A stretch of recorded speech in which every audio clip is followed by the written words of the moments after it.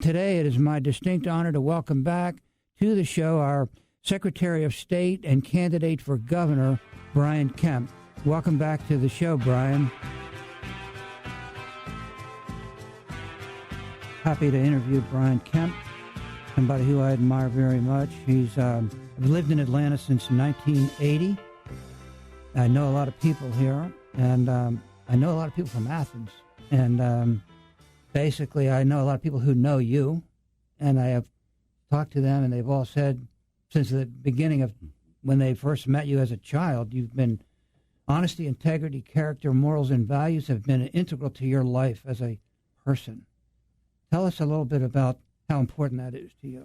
Well, I think it's very important. Certainly, anytime you're not only being a respected business person and trying to do the right thing when no one's watching. I learned that at a very young age because I had a lot of good people that influenced me. Unfortunately, my parents got divorced when I was in, I think it was the end of my 7th grade.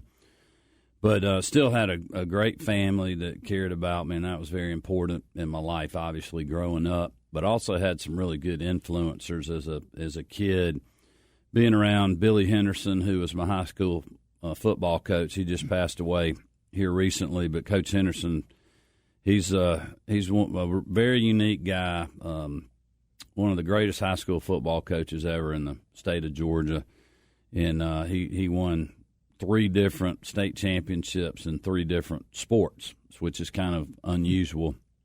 But he was a great athlete in his own course. But my mom was actually at Athens High when Coach Henderson did his student teaching and coaching there after graduating, or when he was graduating from the University of Georgia.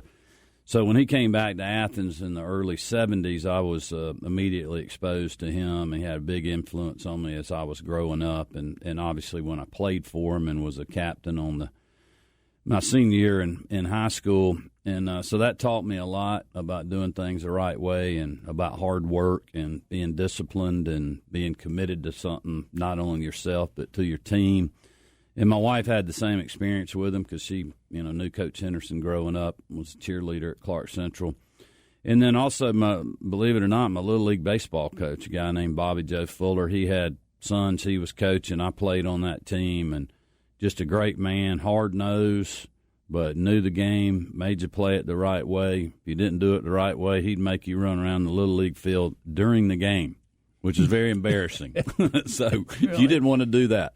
But, I got those values instilled in me very early, and that is really, I think, one of the basic things. If you take out the issues, take out the party, and really look at the person that you're going to be voting for, it's important to have somebody that will do the right thing when no one's watching, that has grown up that way, that has a long career of doing that, not only, in their government service, but even before. I think it's important for people to know about me. I was in the private sector for well over a decade before I ever decided to run for office. So I had been there, I'd experienced the working world. I'm still experiencing that. And those values, it was good for me in government because it's hard sometimes to go against the grain. It's hard sometimes to do the right thing when no one's watching, but I have that internal fortitude. Of course, I'm a very faithful man. I've been going to the same church for as long as I can remember, Emmanuel Episcopal Church in Athens, and as a Christian and as a religious believer. And, it's just, the older I get, the more I rely on my faith. We've raised our girls that way. We've taught them that way. And, I'm like everybody else. I've made a lot of mistakes in my life, but I've been fortunate to learn from them. And I've had a lot of good people to help me when I made mistakes, either when I was young or bad decisions when I was in office, that, like, look, you got to, own it, move on, make it better the next time. And that's what people want in a leader. They want somebody who's going to be transparent, is going to tell them the truth, and is going to do exactly what they say when they're campaigning. So a lot of times when people say, why should I vote for you over your opponent, I just say, hey, look at the record, look at the experience, and talk to anybody I've dealt with over the years. And I said, then just follow your heart in your mind. If people do that, I believe I'll be the next governor. And if they're not, the good Lord's got a different plan for me. So I can live with that too. Brian, you've been on my show quite a few times over the last 5 years. And I remember in every show that we've done, you've talked about truth. And you, as the last couple of years, you've been talking about the fact that truth is really going to be an essential element of this next election.